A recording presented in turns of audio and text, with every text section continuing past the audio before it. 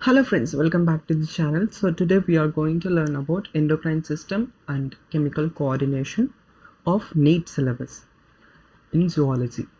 So what is endocrine system? So first let's learn what is endo. So here we see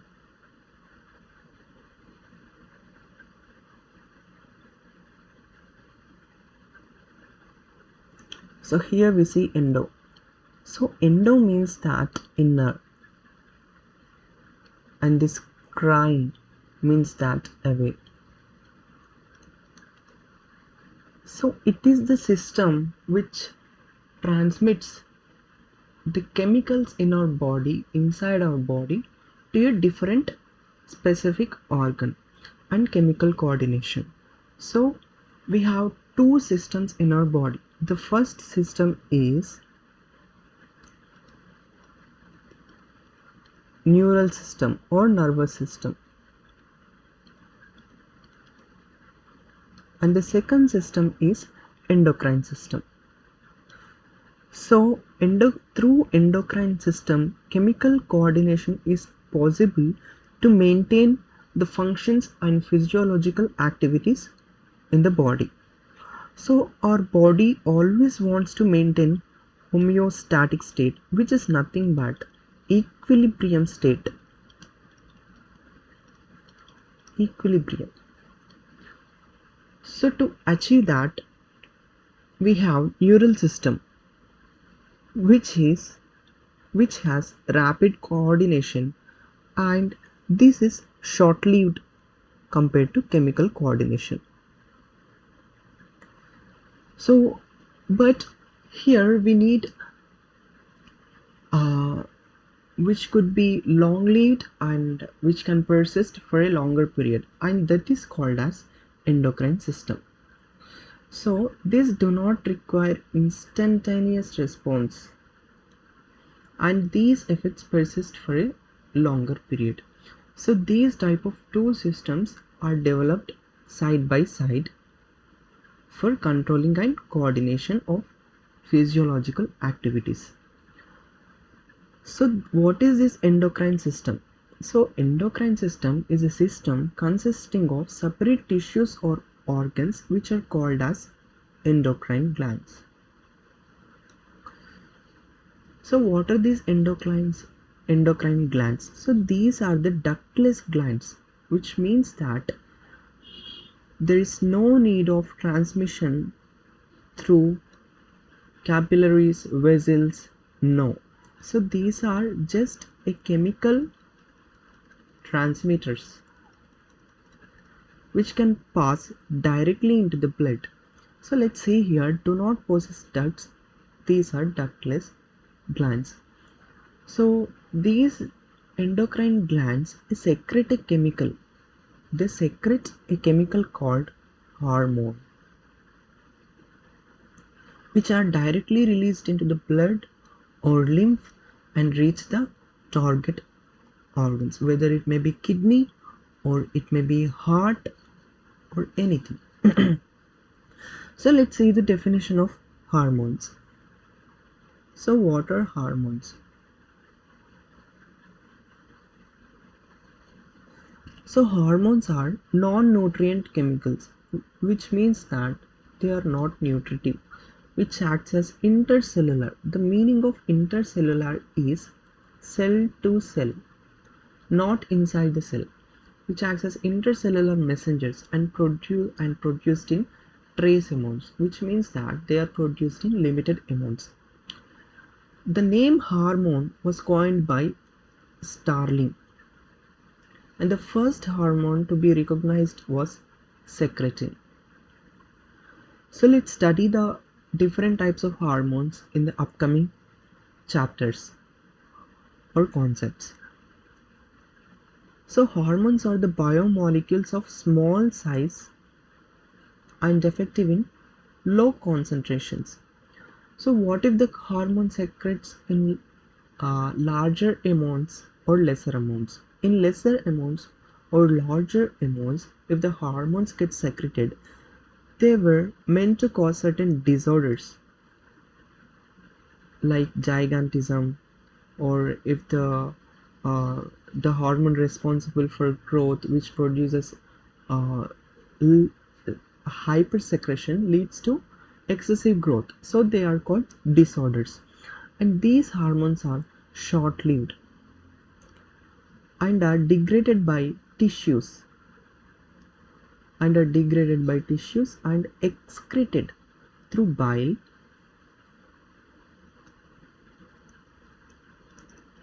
which is liver, and through urine.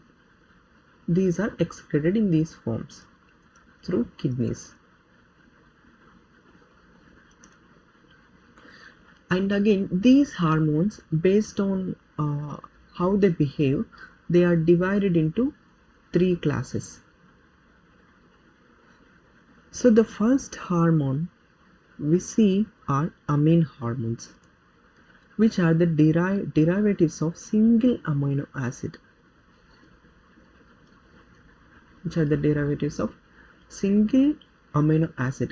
And further again, they are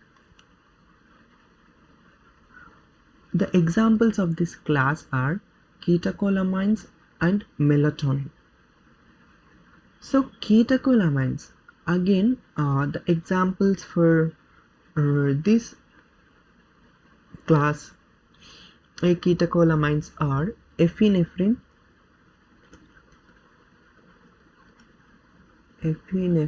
and non-epinephrine, and also thyroxine.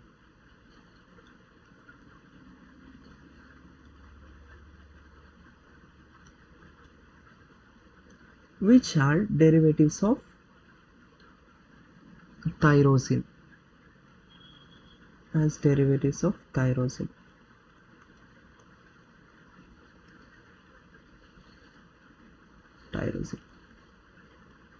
And another example of amine hormones is that melatonin. So this is the hormone, you might have heard of it.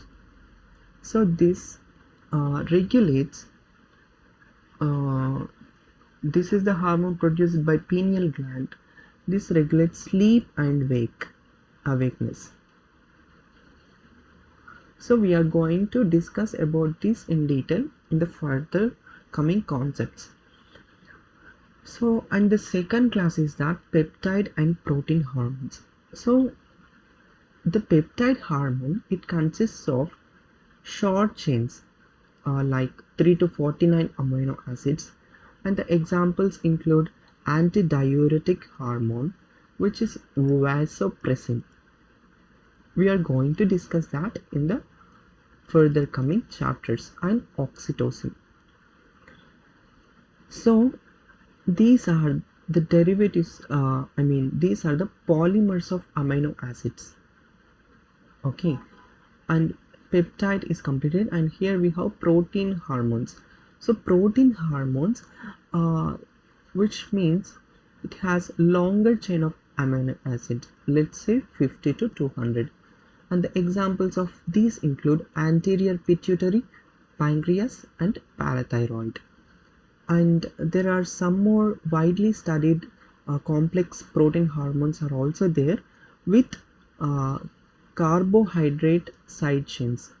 So if there is a carbohydrate side chains, so those are called glycoproteins. So glycoproteins examples include, C side chains containing protein hormone examples include FSH, follicle stimulating hormone, TSH, thyroid stimulating hormone, and LH, luteinizing hormone.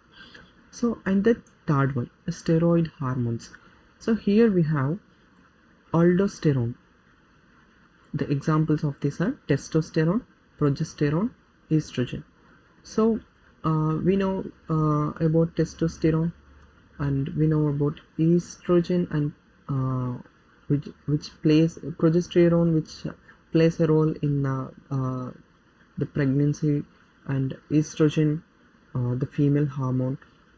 Yeah, so we are going to look at them in detail in the further coming chapters, and these are steroid hormones. These are derivatives of cholesterol, and the widely studied the widely studied prostaglandins are derivatives of eicosanoids. So what are these eicosanoids? These are the large group of molecules. Okay, these are the large group of molecules derived from essential fatty acids.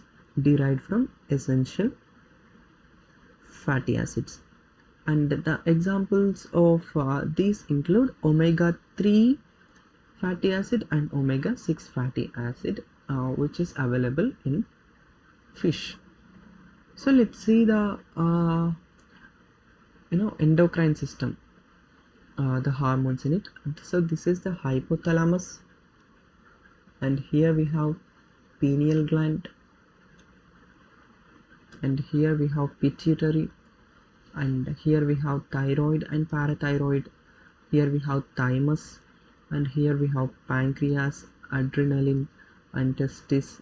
The hormone is testosterone, and ovary, and in female. So let's study about these in detail in the next video. So this is the video for today. If you like the video, so please give it a like. Okay, so please give it a like. If you want to take a screenshot, you can take. Okay, let's recall what we have learned today. So endocrine system and chemical coordination. Every body wants to maintain homeostatic state, which means equilibrium, and so that is possible with two type of systems, that is neural system and endocrine system. Neural system is rapid, short-lived compared to chemical coordination, but endocrine system do not require instantaneous response, and this effect lasts for a longer period. And what is endocrine system consists of a separate tissues, organs called endocrine glands that do not possess ducts, hence called ductless glands. Secretions called, and they produce some secretions which are called hormones. They are directly released into blood or lymph. And hormones, which are non-nutrient chemicals, act as intracellular messengers and are produced in limited amounts required. So the hormones term was coined by Starling, and they produce a hormone called, the first recognized found hormone was secretin, and the hormones are biomolecules of small size and effective in low concentration, and these are short-lived, excreted through bile and urine. So based on their types, they are divided into three classes: amine hormones, peptide and protein hormones, steroid hormones. The amine hormones are derivatives of single amino acid. Examples include catecholamines and melatonin. And we have the further examples here as we have studied. And the second class bill is peptide and protein hormones. These are the polymers of amino acid. Okay, so polymer is nothing but, so the meaning of polymer is macromolecule composed of many repeated subunits. Macromolecules of many repeated subunits.